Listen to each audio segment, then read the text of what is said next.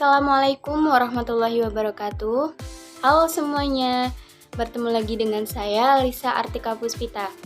Pada kesempatan kali ini saya akan membahas materi mengenai standar proses dan standar penilaian dalam kurikulum 2013 dan kurikulum Merdeka. Mohon disimak ya.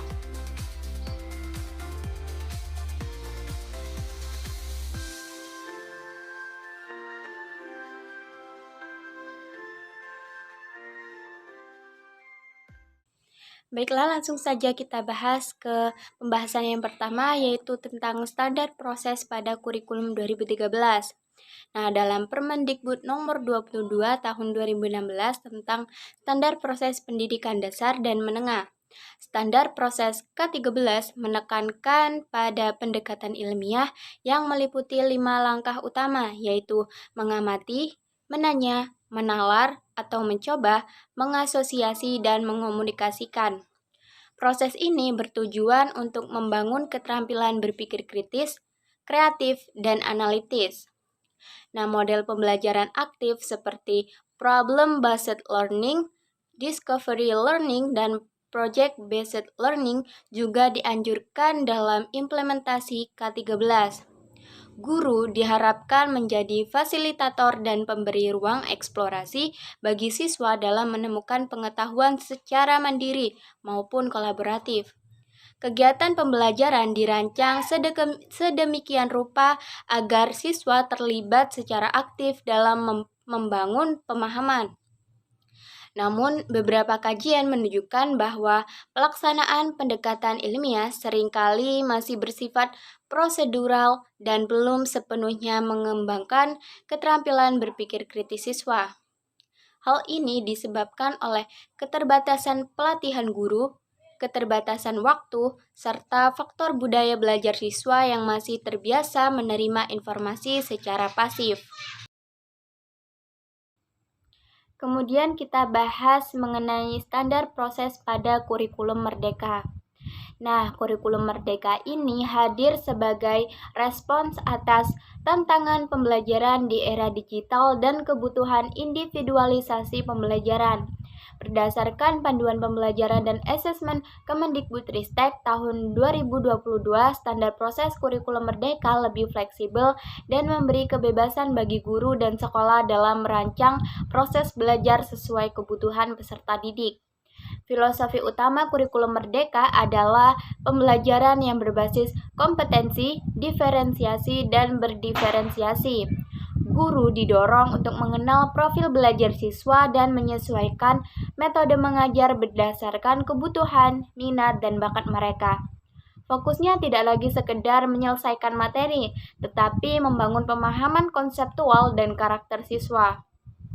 Nah, salah satu strategi utama adalah pembelajaran berdiferensiasi yang meliputi diferensiasi konten, proses, dan produk belajar. Selain itu, penggunaan proyek penguatan profil pelajar Pancasila atau P5 menjadi bagian integral dari proses pembelajaran yang mendorong keterlibatan siswa dalam isu nyata di lingkungan sekitarnya. Selanjutnya kita beralih ke pembahasan kedua, yaitu mengenai standar penilaian pada kurikulum 2013. Penilaian dalam kurikulum 2013 mengacu pada Permendikbud nomor 23 tahun 2016 tentang standar penilaian pendidikan. Penilaian dilakukan secara otentik meliputi penilaian sikap, pengetahuan, dan keterampilan. Penilaian ini dirancang untuk menggambarkan capaian belajar secara menyeluruh, baik secara proses maupun hasil. Penilaian dalam K13 dikenal cukup kompleks karena guru harus melakukan penilaian harian, tengah semester, dan akhir semester, serta membuat laporan tentang perkembangan sikap spiritual dan sosial siswa. Penilaian dilakukan dengan menggunakan rubrik, instrumen observasi, dan portofolio. Meski komprehensif, penilaian K13 juga menuai kritik, terutama dalam hal beban administratif yang tinggi bagi guru. Banyak guru yang merasa kesulitan dalam membuat instrumen dan melakukan analisis hasil belajar yang mendalam. Nah, kemudian standar penilaian pada kurikulum merdeka. Berbeda dengan K13, penilaian dalam kurikulum merdeka lebih sederhana dan berorientasi pada perkembangan kompetensi siswa. Berdasarkan panduan pembelajaran dan asesmen Kemendikbudristek tahun 2022, penilaian dibagi menjadi 3 jenis, yaitu asesmen diagnostik, asesmen formatif, dan asesmen sumatif. Baiklah, langsung saja kita bahas satu persatu. Yang pertama yaitu asesmen diagnostik. Asesmen diagnostik dilakukan sebelum pembelajaran untuk mengetahui kebutuhan dan kondisi awal siswa. Selanjutnya yang kedua yaitu asesmen formatif. Asesmen formatif dilakukan selama proses pembelajaran sebagai umpan balik untuk perbaikan pembelajaran. Dan yang terakhir adalah asesmen sumatif.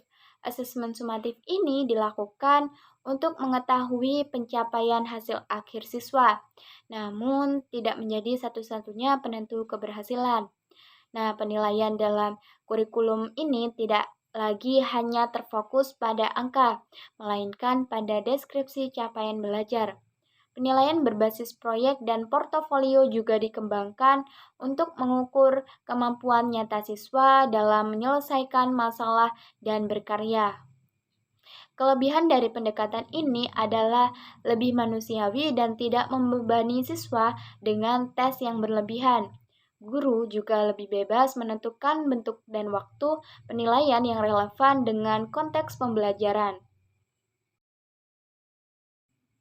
Dari penjelasan saya tadi dapat disimpulkan bahwa perbedaan antara kurikulum 2013 dan kurikulum merdeka dalam standar proses dan standar penilaian menunjukkan pergeseran paradigma pendidikan.